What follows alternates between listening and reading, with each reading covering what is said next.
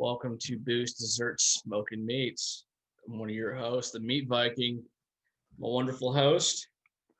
You got Professor Pork-Loin over here, aka Dr. Chef Hubs. That's right. So, doing a little preamble ramble, and we were talking about what the safe word should be. I think you came up with a pretty good one there, Professor. I think tequila is going to be the safe word for today.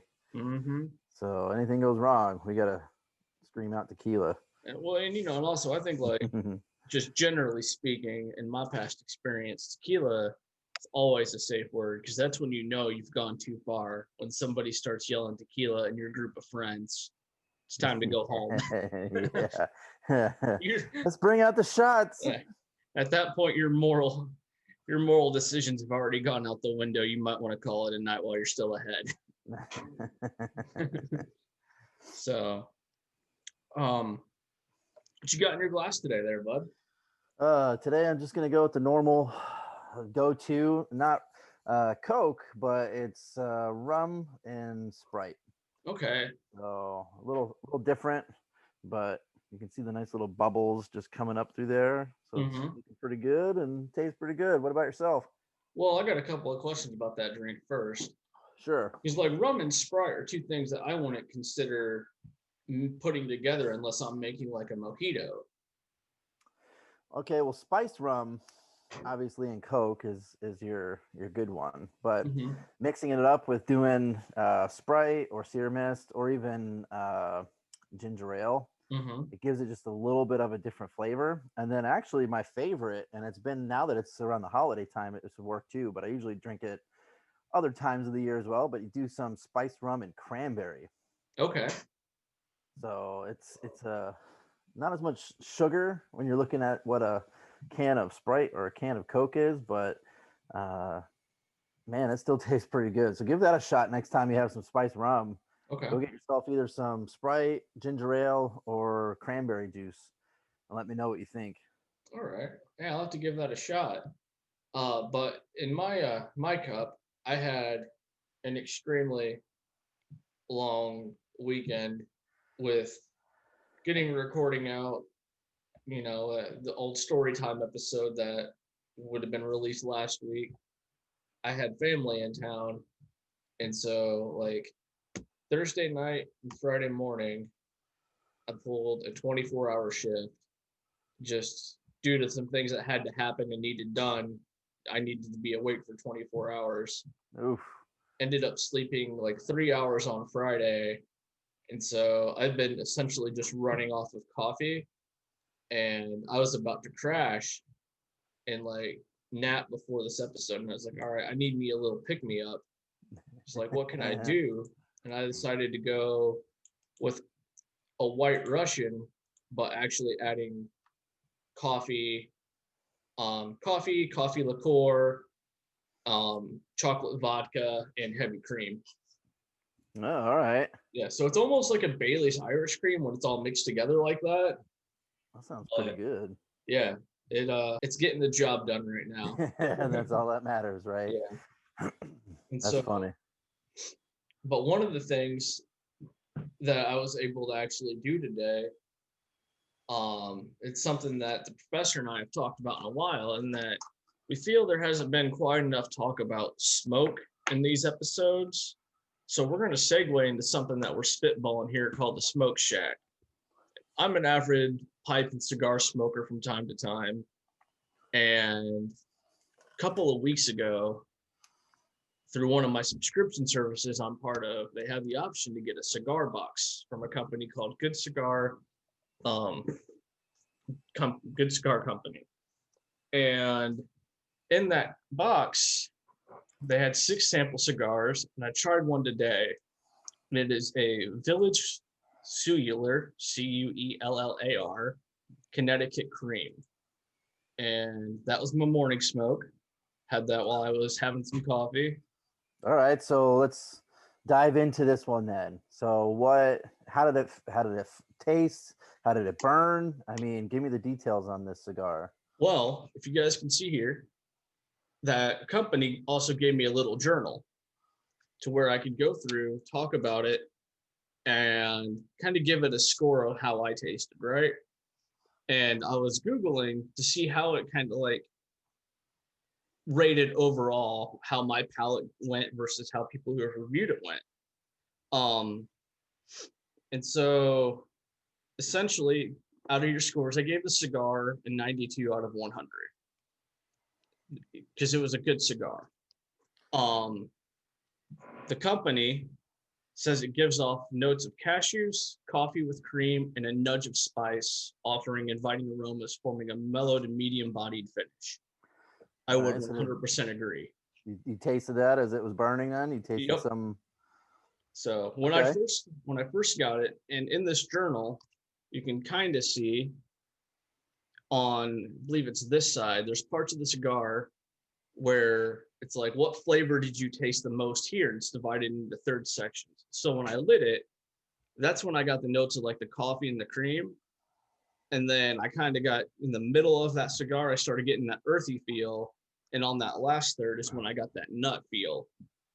And I would smoke this cigar again as like a brunch cigar with friends, or just, hey, I've got the day off. I'm going to have a fire and sit out back for a little bit, maybe listen to a podcast and enjoy me a stogie while I'm out there.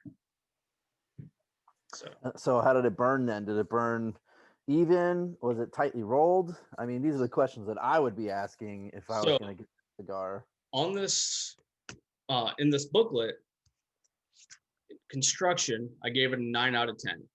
Like, I had one part where the binding started to fall apart, but it was after I peeled off one of the labels as I was smoking it. Okay. The draw, I gave it an 18 out of 20. That was a smooth draw. Didn't have to relight it or nothing. It just kept puffing, kept smoking. For flavor, I gave it a 36 out of 40. For burn, I gave it a 9 out of 10. As an even burn all the way throughout. When I was initially lighting it, there was a little part where I had a cold area. I might not have just puffed and rotated enough. That could be on me.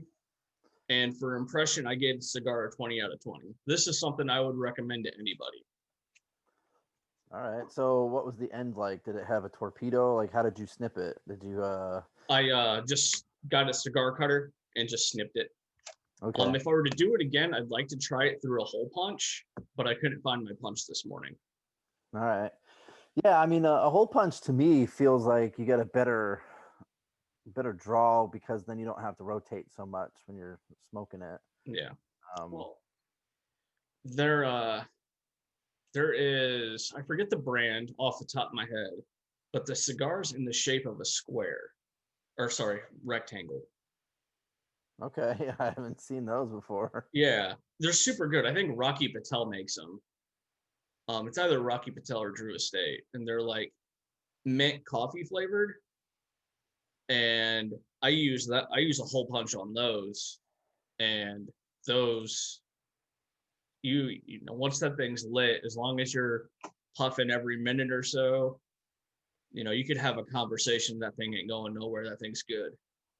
Okay. Sweet. So do you have another one that you smoked today, or are you smoking another one later, or what?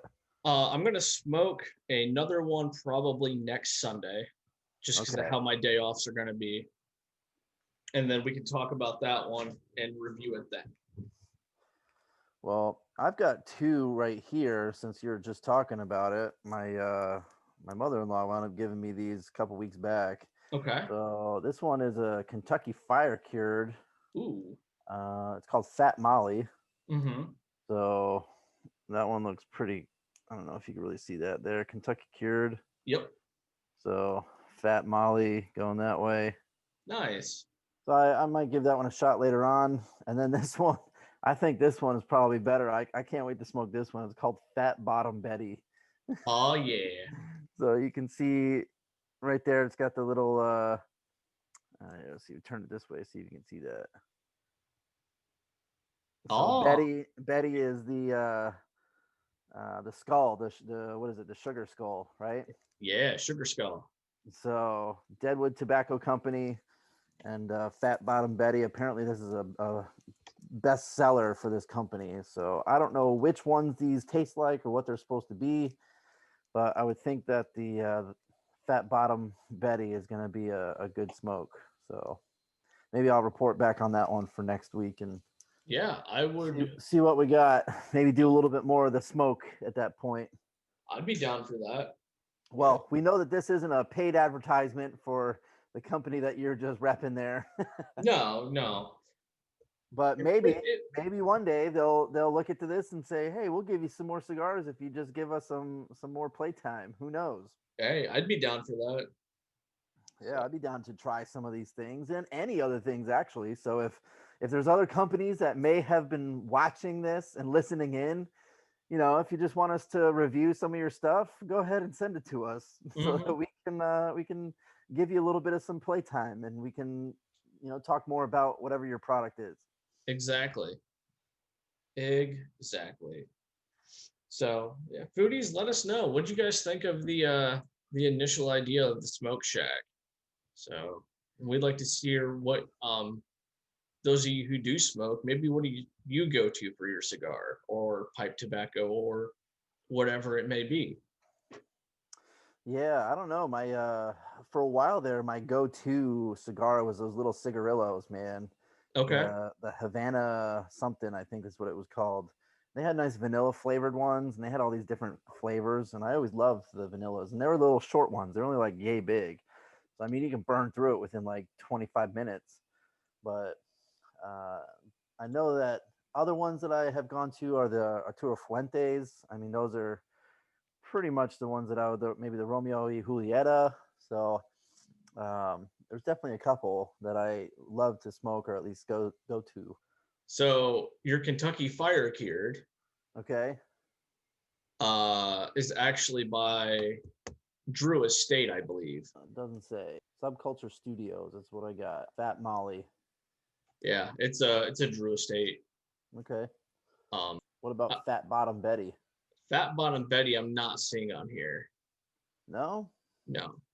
I was essentially looking at Drew Estate because you had mentioned like one of your favorites to smoke, and he's been one of the people that I really like his stuff. Okay. Because when I first got it started in cigars, I started with the brand called Acid Cigars. Oh yeah, I remember smoking a couple of those. Yeah, one of the brands he is famous for. And I started with the cold infusion, and that's for me a well-rounded cigar. That thing's got like everything in it. Yeah. And if I were to go like my special events, like say I got somebody who's got like a bachelor party coming out, another brand I'll go to through him is Underground. And we think here, it's not showing the rating on here, but when I first found them, they were like 98, 99 rated cigars, which I think that changes year by year due to how the cigar process works. But the higher the rating, the better the smoke generally. And that's been like my special event cigar. Mm-hmm. I almost feel like we should just continue talking about some cigars, man. I mean, we can do that for a little bit. What you got? I don't know. I feel like we should do a little bit of some research on some cigar stuff. Okay. I mean, I know tobacco is definitely a big thing, at least in the United States, and where it came from and how it was cured. And so tobacco itself has been around for a hot minute. But definitely cigars. I mean, there's a lot of countries that do cigars well, you know? Mm-hmm. Well, so I forgot that I had this next to me. The origin of the cigar I was talking about earlier, the Village Cooler Connecticut Cream, that is based out of the Dominican Republic. Okay. It's Ecuadorian Connecticut wrapper, but it's filled with, and the binder used in it too, both come out of the Dominican Republic. Now, most of the other brands in this sampler that I got all come from Nicaragua. All right. Yeah. Most of the cigars that I've noticed I kind of have penchant for tend to come from that area. The Central America, like Costa Rica, Nicaragua, Honduras type deal. Yeah. And I'm actually going through another brand Rocky Patel. So I think he does a bunch of his. Yeah, his main factories are from Honduras and Nicaragua. Those are super, super good. Well, I mean, you can't get rid of the Cuban cigar, though. I mean, although I think because of the embargo that we had with Cuba, that Cuban cigars were those things that it's like, oh man, let me grab some of these things as holy crap, I can't get it because we don't have trade. Yeah. So, you'd go to Mexico or you go to Canada or something that still trade with Cuba, and they'd have all these Cuban cigars and whatnot. And but honestly, I've had a few that are really good, but I've also had others that just I feel beat the Cuban cigar, and I really think the whole entire feeling of smoking a Cuban is because we have that trade embargo and we can't get it. I bet you if it was regularly traded in the United States, it would just be one of those other normal cigars that people just pick up. Like the Cohiba. I mean, Cohibas are good, but I feel as if I have other cigars that have tasted better, that have burned better, and are for moderate price, and you don't have to worry about, holy crap, is this illegal or not? Because this is not something that we trade with. And I want to say that there's a good point to that too, because like, I mean, if you look at just things that are legal, like before, like drinking before 21, a lot of the rush that I got out of drinking before 21 was because I wasn't supposed to have it. Yeah. Remember, I was talking about them coffee cigars a second ago, and I couldn't think of the name of the brand. And it is a Drew Estate brand. They are called Java Cigars. It is a collaboration between him and Rocky Patel, where they introduce espresso, chocolate, and coffee beans into a Nicaraguan blended tobacco. Okay. Yeah, and they've got like a mint flavor, a Corona latte. I haven't had that one. I had the mint one. The mint one was super good. The Maduro was really good. I've had, I'm trying to think, the Java and the Robusto, all of those, like they almost had a aromatic feel to it. It's like I enjoyed the smoke so much, but I also enjoyed that smell that stayed on me after smoking that cigar. Yeah. And those were, if I ever see those and I'm like not specifically looking for something, that's something I'm going to pick up for me. Well, so I'm doing a little bit of some research here, and I'm noticing that there's a lot of different shapes and sizes of different cigars. Mm-hmm. In order to determine the shape and the size, it's measured by the ring and the ring gauge, so the diameter, and then how long it is, which is kind of cool. But they have the Periejo, they got a torpedo, a pyramid, perfecto, and presidente. Mm-hmm. So the different shapes will tell you what the description is. So a torpedo is basically the end, the cap is pointed. Mm-hmm. So it looks like a torpedo. If you have a cheroot, that's basically like a normal cigar, except for both sides are open. So you don't have to cut it. You essentially can just smoke it right from there. So think of Okay. like an unfiltered cigarette. Okay. Yeah. You ever see those? My man, when I was growing up, there was one of my neighbor's dads. He would always smoke the Camel unfiltered, and man, it felt like those things were were evil because shit would fall out and everything. Yeah. But a pyramid has a broad foot and evenly narrowed, and that's to a pointed cap. So think of a torpedo, but the way that the end is it comes out like a pyramid. Okay. So it's not super tiny at the end and then it rolls all the way out. Now it's just a slow little roll at the end. You'll have kind of a square. Gotcha. So a perfecto, which that one's interesting. If you look at the picture, it's narrow at both ends, but there's a huge bulge in the middle. So, and then a presidente is basically shaped like the Periejo, because it's got the cap is pointed. The only thing is that it's a huge size. So it's one of the bigger or the longer cigars. So that was some interesting little things to hear about when we're looking at different types of cigars.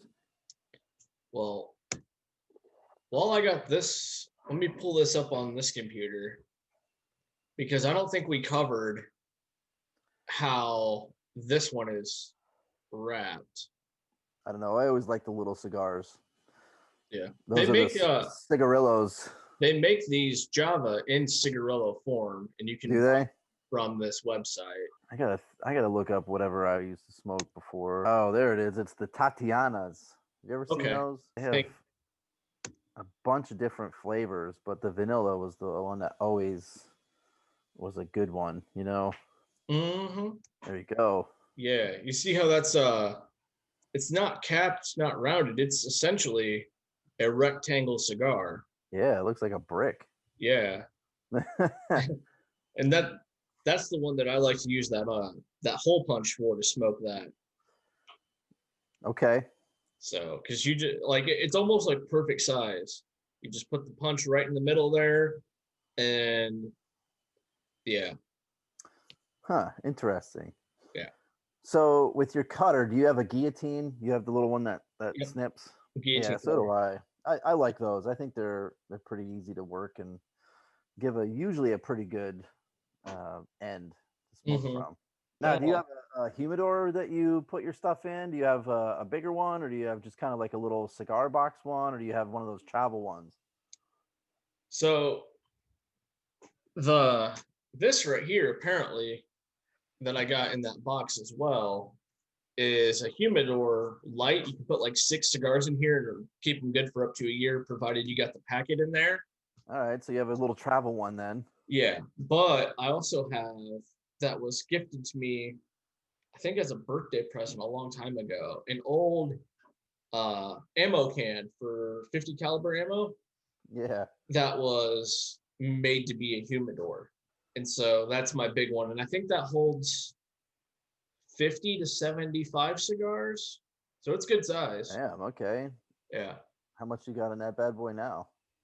I would have to look. I want to say 6. Way low, man. You got to get those numbers up. Those are rookie numbers. Well, the thing is there's brands that I really like that I would love to fill that humidor with. Yeah.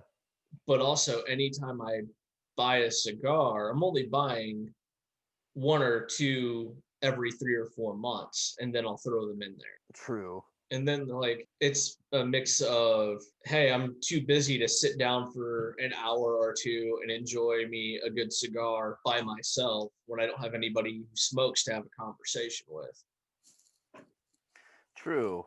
So, because that's one of the downsides about having a cigar to smoke is, in my opinion, that's something that you can smoke when you're having a conversation with somebody, when you're out with your boys.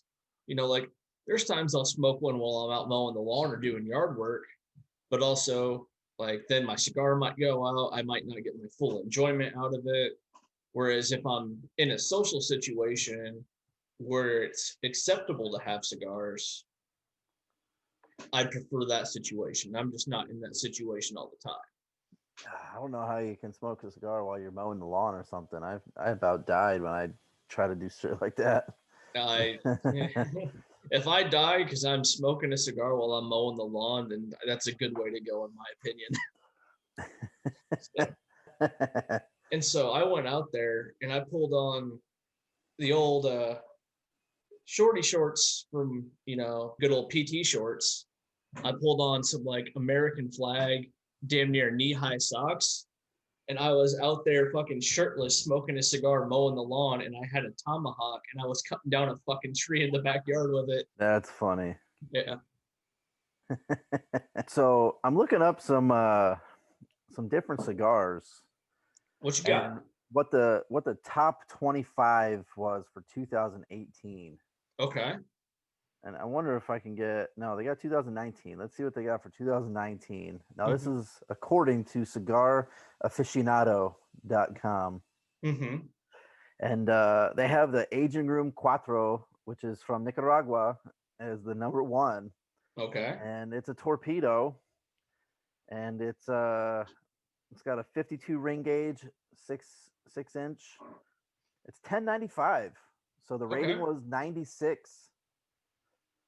So that's not bad. And I think cigars are usually pretty good priced. I think, what's the most expensive cigar you've ever bought, if you can remember?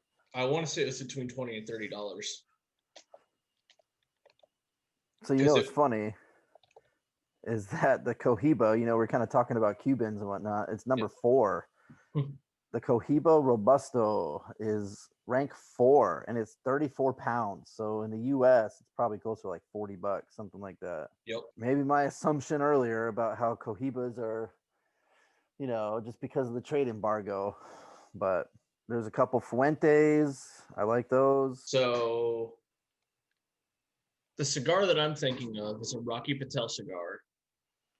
It was a special edition Toro.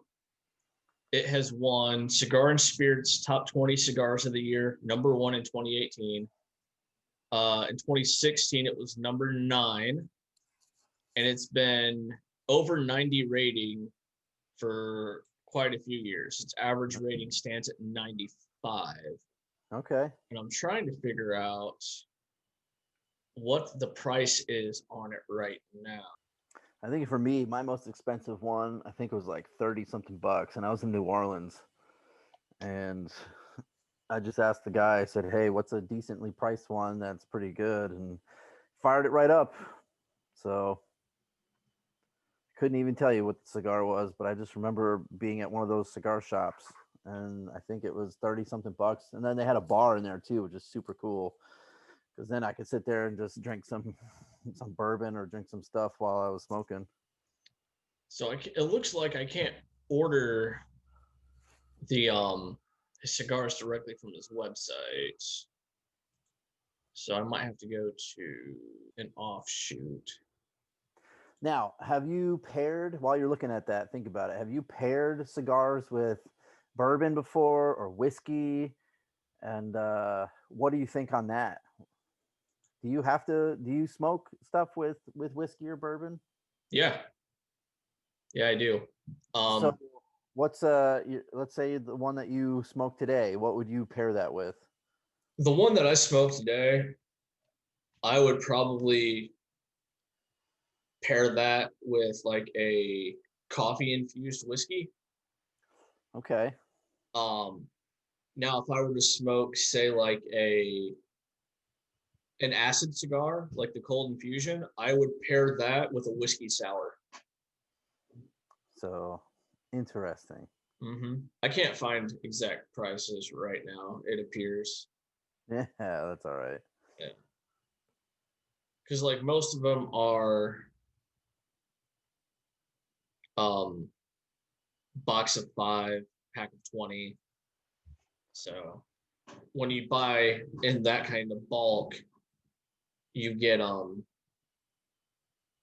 your discounts and stuff. Yeah.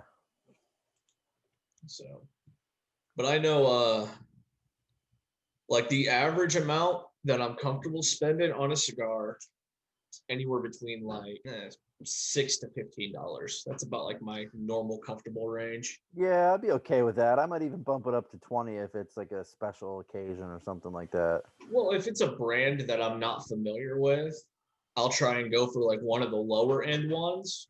But if it's a Yeah. brand that I'm like, for instance, Rocky Patel or Drew Estate, I'm already more inclined to be like, okay, this is a $25 cigar. I know the brand. I'm comfortable with that, you know? So, because the worst thing you want is like something that you got that you're not 100% sure of, and then you're like, you pop it and it's just not feeling you and you're not feeling it. Know what I'm saying? Yeah. So I'm looking at this and I'm seeing that there's actually a big process to pairing either Okay. whiskey or bourbon with your cigar. So I didn't know that there was a whole thing of this. I'd always just smoke it and then, drink some as I'm smoking it. But what you're supposed to do is you're supposed to take a puff of the cigar and roll the smoke around in your mouth after you've already smoked about a quarter of the cigar. All right. And then you can take whiskey, sip it, and then roll that around in your mouth and then figure out what the flavor is from the whiskey and the smoke. Okay, that I So didn't know. yeah, I didn't know that either. So you take a sip of the whiskey and roll it around in your mouth, and then you follow it up by another puff of the cigar. So then how does that whiskey mingle with the flavor of the profile of the cigar? So now you get the taste of the cigar as you've been smoking it for that quarter, and then you get the taste of the whiskey or the bourbon. And then while that's right afterwards, you puff more to see how that kind of combines together with it. So writing all those down, it gives you the good impressions of what cigar would pair great with whatever whiskey or bourbon that you're drinking. Now, I would probably even go so far as to pairing it with some rum, because recently there have been some rums out there that have been aged quite some time, just like a whiskey or a bourbon would be. And it does get a lot of those flavors into it. So, can you hear me now? I can. I just completely lost you. Yeah, apparently my internet was all fucked up. Your internet connection's unstable. No. But I think I got everything in before you said tequila. You might have. Where essentially how they're aging rum in different barrels now. And the aging process is becoming similar to whiskey. So, however, yeah, I got all that in, so we're good. They while I was, using tequila over here, I was Googling another pairing that I wouldn't have normally have taken as a assumption. Cigars and wine. I can see wine being that, because I mean wine has tons of different flavors to it. So I can see that. Yeah. I'm assuming you'd want to do the same, right? Like you'd probably want to smoke a little bit and then have some of the wine, let that swirl around in your mouth. I feel like we can talk a lot more about this in depth. And I think what our original stuff was going to be talking about and do more of next week, focus more on smoke today. And I'm cool with that. Yeah, I think smoke's been a little underappreciated lately. Yeah, lately. Which, as we're still trying to figure out our tractions and stuff, we're still kind of working everything out. But this felt like a good, comfortable talk. We were, being like, and hey, I feel what like, about this? And I feel like we can come back to this whole thing too, and maybe do more of, hey, here's a cigar. Let's pair it with something, or let's figure out how that compare, and then talk more about it too. So yeah, I'm down for that. I'm super cool, down for man. that. Sounds good to me, bud. All right, so from what I'm seeing here, yeah, you can definitely pair your cigars with wine, and that depending on which one that you get, obviously cigars and brandy go well, wine and cheese go well, cigars and rum, whiskey, they go well, but that wine and steak go well together too. So obviously those pairings are the normal, but looking at how that compared to a good cigar, it seems like that you can have some pretty good ones, and it looks like a Tempranillo would be a good full-bodied cigar that you can pair with, because a Tempranillo is nice when it comes with different dried fruits. You get a lot of earthiness with that, so I think that would be a pretty good comparison with it. And then you can even do a Chardonnay, which that looks pretty cool too. I mean, you get a lot of the nice full-bodied sweetness of the woody flavor of the Chardonnay, and then how that can compare to whatever lighter cigar you might have. So that's pretty cool, man, that you can definitely get a couple different cigars, pairing that with some wines. This sparked an incredible idea in my head. Yeah, what's the idea? All right. do like a chartreuse board. The charcuterie board. Thank you, Yeah. charcuterie board. Yeah. But also cheese and meats and everything, and then add like cigarillos. Oh man, just have a big smoke fest where you just and pair. but and also add like a shot of whiskey, a shot of wine, and then a shot of like a brandy or a cognac. Well, I also hear that you can do champagne with it too. That'd be fun. So even a Moet or even a Brut, a Mm. rosé champagne will be good for certain ones. So all right, that sounds like a pretty cool idea to have, you know, not like a flight, Right. but have, let's say, 4 cigarillos, Mm-hmm. and then have your whiskey, your wine, either red and white, have a bourbon, have a rum, champagne, and put it all on there, and just be like, all right, you're gonna take a puff out of this one, and then you're gonna sip this here and see how that pairs. Now you're gonna take a puff out of this one, Mm-hmm. and then see how that pairs. That'd be Yeah. kind of cool. Yeah, that'd be something you and I could do in person, because that's like a 4-hour event, you know. Yeah, that would have a day event though, or like a whole thing, because if you're smoking that much, and I mean, I know the cigarillos aren't, they're not huge, and you can burn through those within, 15, 20 minutes. I feel like that would have to still be something.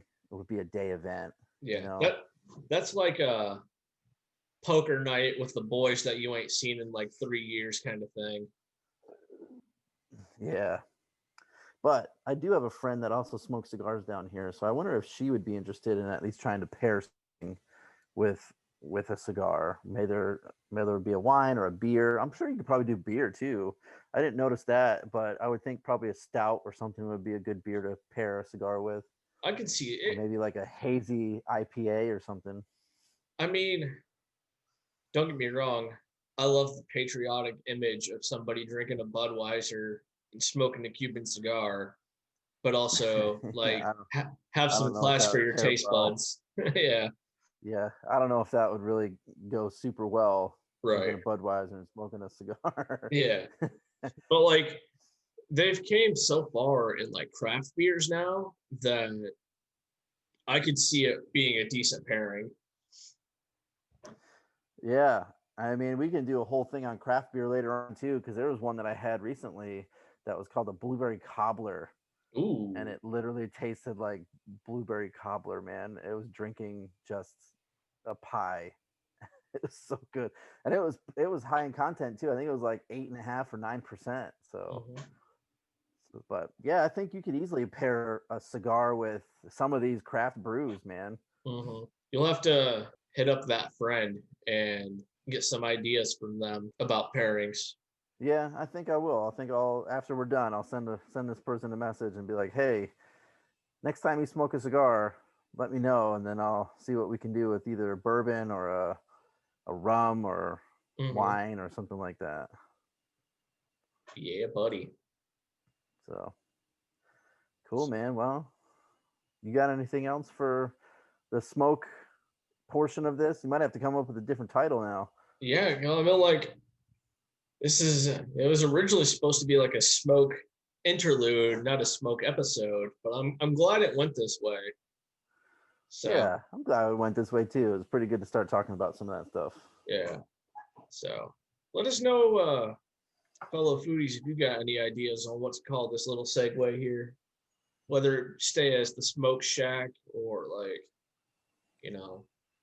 how you feel it is, or if if you want, we could do like the essential, like the last episode we did, a story time with the meat Viking, or we could do story time with Professor Pork-Loin, where it's just one camera and us, and we go through lighting the cigar, pairing it with something, and then just giving you like a 15-20 minute overview of what's going on in our life and what we're enjoying about that smoke.